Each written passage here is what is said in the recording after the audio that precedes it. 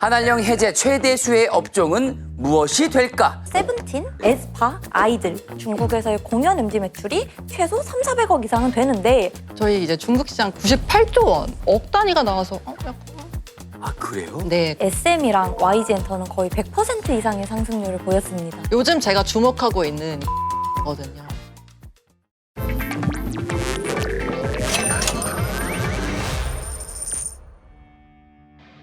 장르 가머니의 가장 뜨겁고 논쟁적인 코너죠. 전문가들의 치열한 머니토론, 생각이 잘라 시간입니다.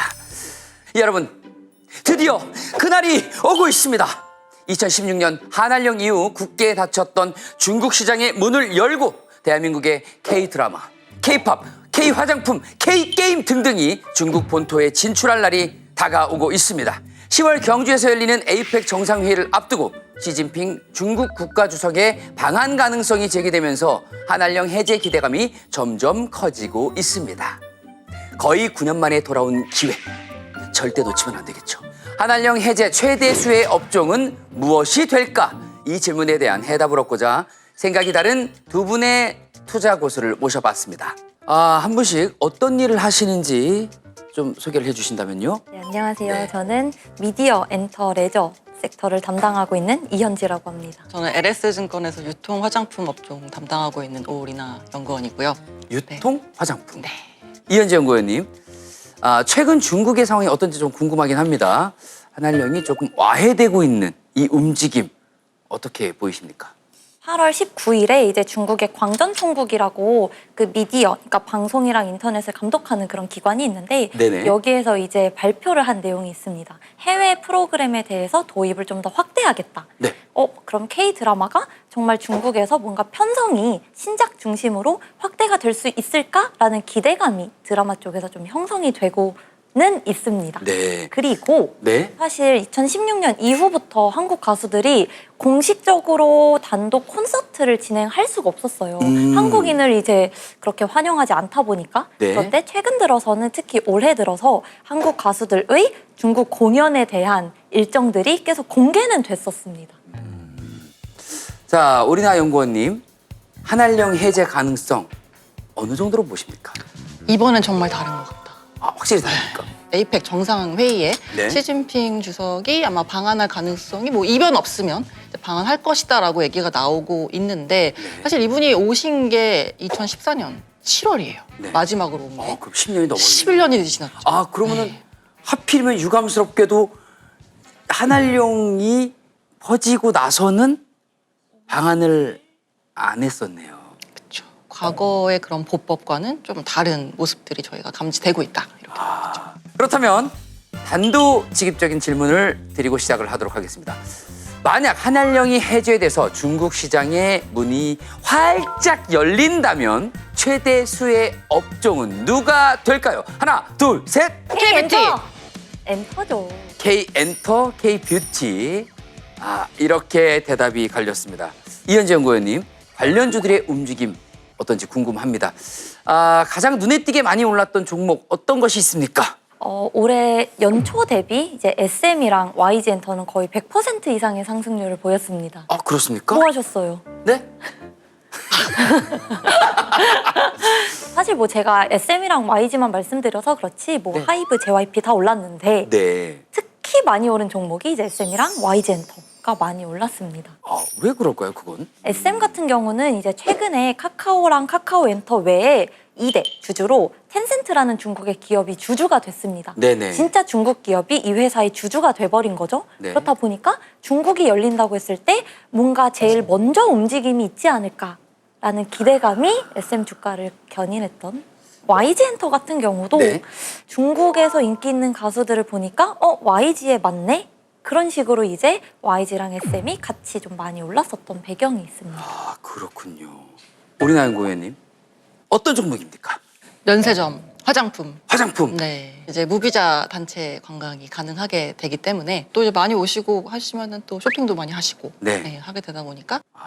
근데 이게 중국은 상반기에 좀 기대감이 컸던 것 같고요. 네. 그 한알령 이후에 다른 나라들로의 판로를 찾다 보니까 네. 미국이나 동남아나 일본 같은 그런 국가들에서 굉장히 지금 K-뷰티가 화랑인 상황인 거죠. 그래서 그렇습니까? 네. 어느 정도입니까? 틱톡에 바이럴이 되는 그런 해시태그로 많이 떠오르는 상태고 네. 또 구매를 하시면은 되게 좋다, 품질이 좋은 걸 분명히 알게 되다 보니까 네. 또 지속적으로 구매를 해서 쓰게 되는 그런 효과까지 있습니다. 자, 이현지 연구원님 최대수의 업종으로 K 엔터를 꼽아 주셨습니다. 그 이유가 뭘까요? 사실 가장 중요한 거는 공연 쪽이겠죠. 엔터 쪽. 네네. 공연을 했을 때 얼마를 벌었는지를 알면 규모를 가늠해 볼 수 있잖아요. 네네. 2016년도에 빅뱅이 중국에서 콘서트가 아니고 무려 팬미팅을 진행을 했습니다. 네. 그때 당시 YG 엔터가 벌어들였던 매출이 360억 정도가 됩니다. 10년 전에. 엄청나네요. 그쵸? 네. 근데 그때 당시에는 이제 팬미팅이기도 했고 단가가 75,000원 정도였거든요. 네네. 지금은 티켓 값이 훨씬 비싸죠. 음. 단순히 생각해 봤을 때 지금 국내 기획사들이 중국 가서 공연을 했을 때 벌어들일 수 있는 중국에서의 공연 MD 매출이 최소 3,400억 이상은 되는데 얼마나 많은 아이돌이 있습니까? 그쵸. 그분들이 중국에서 간접적, 직접적으로 벌어들이는 돈을 생각해 보시면 엔터가 훨씬 더 돈을 많이 버는 게 아닐까. 그러면은 현재 지금 중국 본토에서 갈망하는 어떤 그런 그룹이나 공연이 있을까요? 네, 중국의 QQ뮤직이라고 네. 텐센트가 운영하는 음악 플랫폼, 우리로 치면은 이제 멜론 같은 네네. 그런 플랫폼에 가수를 구독을 할 수가 있거든요. 네. 구독자 기준으로 봤을 때 가장 구독자가 많은 가수가 누굴까요? 아. 두 번째 기회 누굴까요? 빅뱅, 빅뱅. 정답입니다. 그 다음은 누구게요? 블랙핑크. 정답입니다. 블랙핑크. 블랙핑크입니다. 이제 200만 명 이상의 구독자를 가진 가수들이 대표적으로 세븐틴, 세븐틴. 네, 네. 에스파, 네. 아이들 공통점이 있습니다.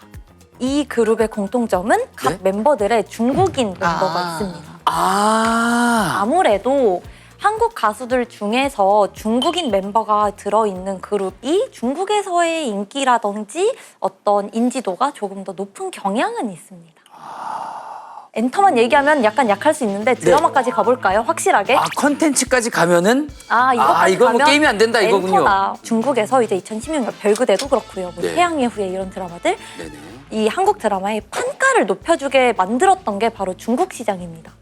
예를 들어서 드라마 한 편을 팔았을 때 동시방영으로 팔면 한 20에서 30%가 남는다라고 하면 네. 똑같은 모델을 중국에 그대로 팔 수 있단 말이에요. 중국은 넷플릭스가 없기 때문에 네. 그러면 중국의 드라마가 방영이 됐을 때 20%만 마진이 남길 수 있는 거 20, 40%까지 올라갈 수 있단 말이에요. 네네. 한 편당. 자극적이지 않습니까? 네. K-뷰티. 약간 밀리는 느낌이 조금 있는 것 같은 그런 느낌입니다. 자, 한알령 해제 최대수의 업종으로 K-뷰티를 선택하신 이유는요? 저는 깜짝 놀랐어요. 360억이라고 하셔가지고 네. 저희 이제 중국 시장 98조 원 화장품 시장 규모거든요. 네. 네, 98조 원이고요. 저희는 가수 하나가 벌어들인 금액 기준이 한 360억인 팀. 거죠. 잠깐만요. 일단 몇백억이 아니라 갑자기 너무 뛰긴 했어요. 조언은 좀 들어봐야 되긴 하죠. 몇십조요? 98조 원. 이제 세계 2위의 화장품 시장이고 우리가 차지하는 비율은 어느 정도? 20% 정도 차지하고 있고 이것도 한알령 및 여러 환경의 변화 때문에 떨어진 수치가 이 정도니까 그럼 거의 20조 원에 육박하는 규모를 우리가 수출을 하고 있다. 그렇죠. 그러니까 저는 깜짝 놀랐던 게 억 단위가 나와서 약간 뭐지? 당연히 뭐야? 좋아하죠. 왜?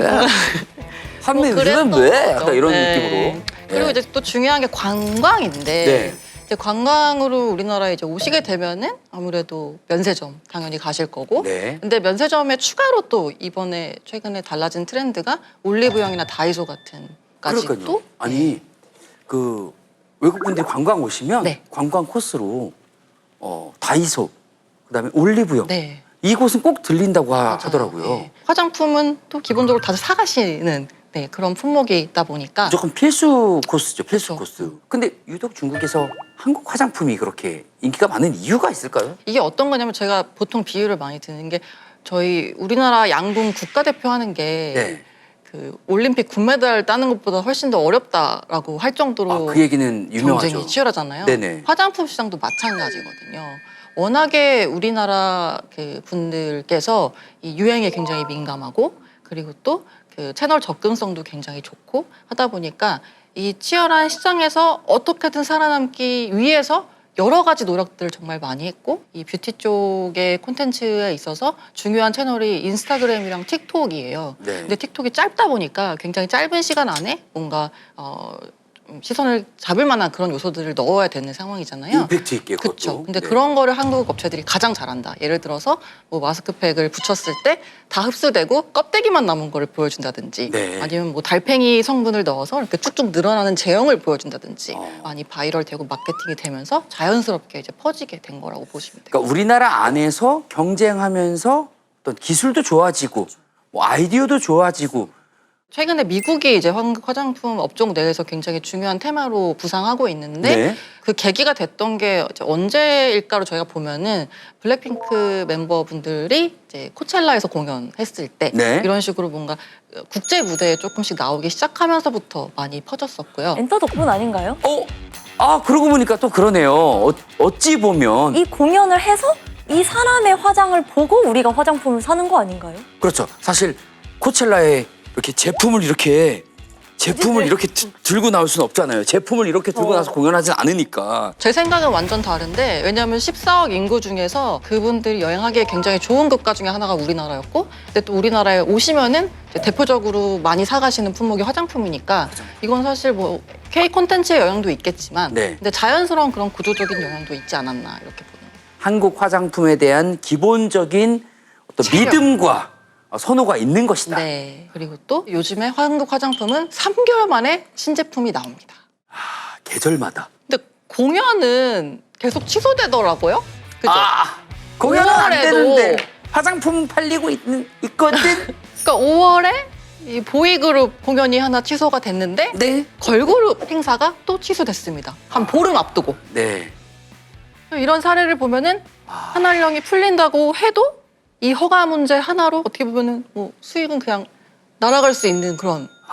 우리는 이미 지금 다 백화점 팔고 있거든요. 아니 뭐 공연 취소 많이 됐고요. 아니 그럼 처음부터 안 된다고 하면 그러니까 되는데 왜 취소되는 거예요? 왜 이렇게 취소되는 겁니까? 이게 중국의 지방 정부들은 공연을 유치하고자 하는 의지가 굉장히 강합니다. 지역 경제를 활성화시키는데 공연이 가장 큰 역할을 하기 때문에 맞습니다. 그래서 뭐 상하이나 하이난성, 저장성 이런 데서는 공연 유치하려고 하는 움직임은 있어요. 그렇기 때문에 한국 가수들에게 계속 공연이 들어오고 하는 건데 네. 아직까지 중국 중앙 정부에서 허가가 안 나는 상황인 거죠. 그렇군요. 그런데 꼭 공연이 아니더라도 네. 최근 엔터사들은 MD, 물건을 많이 팔거든요. 네. MD가 마진이 굉장히 높아요. 그래서 어떤 식으로 또 중국 문이 열렸을 때 돈을 벌 수 있냐면 아이돌의 인형들을 기획사들이 공식으로 발매를 하거든요. 팝업 스토어를 통해서 인형 파는 거 충분히 가능하다. 지금 문이 닫혔는데 이 정도인데 문이 열리면 더 많이 팔리겠죠. 어쨌든 공연은 못한 거죠? 아니 뭐 안 되는 걸 뭐 된다 할 수 없으니까요. 네. 될 수 있습니다. 네. 아직은 못했답니다. 네.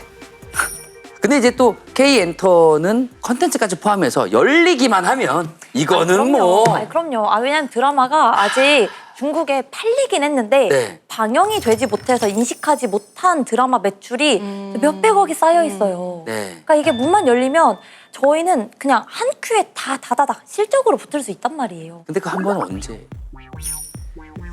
자, 그럼 어쩌면 시청자 여러분들이 가장 궁금해하실 이야기를 해보도록 하겠습니다. 바로 실전 투자에 대한 조언을 들어보려고 합니다. 이현지 연구원님, 한알령 해제 수혜를 기대하고 K엔터 관련주에 투자하려고 한다면 어떻게 해야 됩니까? 근데 앞에서 말씀드린 것처럼 중국에서 공연을 한다라는 내용이 계속적으로 이게 취소가 되고 있는 상황이란 말이에요. 네네. 그렇기 때문에 중국만을 목표로 엔터를 사신다고 하시면 굉장히 마음고생을 하실 수 있습니다. 그렇군요. 가장 큰 시장은 미국입니다, 사실. 아직은 중국을 좀 중심에 두고 해석하는 거는 좀 이르다. 이런 얘기를 해주셨습니다. 자, 오리나 연구위원님. 네. K뷰티 화장품 관련주 어떻게 투자해야 될까요? 저는 ODM 업체들 그러니까 생산하고 제조하는 업체들을 더 긍정적으로 보고 있고요. 어딘지 혹시 말씀해 주세요. 글로벌 탑3 지금 업체가 제조사. 네, 제조사가 네. 한국콜마, 코스맥스 그리고 인터코스. 근데 인터코스는 이태리 회사고요. 예, 요 두 개 회사가 우리나라 상장. 한국콜마, 코스맥스. 코스맥스. 네. 입니다. 요거는 바로 사도 되는 겁니까? 네, 지금 2분기 실적이 나오고 나서 좀 주가가 많이 빠져 있어가지고 네. 네. 좋게 보고 있고요. 되게 부담. 지금 좋습니까? 네. 네. 요즘 제가 주목하고 있는 이 소비재의 메가 트렌드가 네. 파편화거든요. 파편화. 네, 파편화라는 게 되게 조그만한 이제 파편으로 부서지는 그런 소비들이 나오고 있다라는 게 지금 브랜드가 굉장히 범람을 하고 있는 상황이다 보니까 이 수요 쪽, 그러니까 취향 쪽도 굉장히 세분화되고 있고 네. 공급 측인 브랜드 쪽도 굉장히 세분화되고 있어서 이거를 화장품 브랜드에 맞춰서 투자하는 거는 굉장히 어려워요. 네. 그렇지만 이 K뷰티라는 메가 코어 트렌드 자체는 지속이 되고 있다 보니까 브랜드보다는 뒷단의 제조사들한테 저희가 긍정적인 뷰를 가지고 있다는 겁니다. 유행이 또 금방 변하니까 그래서 좀 묵직하고 안정적인 공간에 투자하시는 게 좋겠다라는 얘기를 네. 해주셨습니다. 자, 시청자 여러분께서는 두 전문가의 의견을 잘 참고하셔서 신중하고 현명한 판단하시길 바라겠습니다.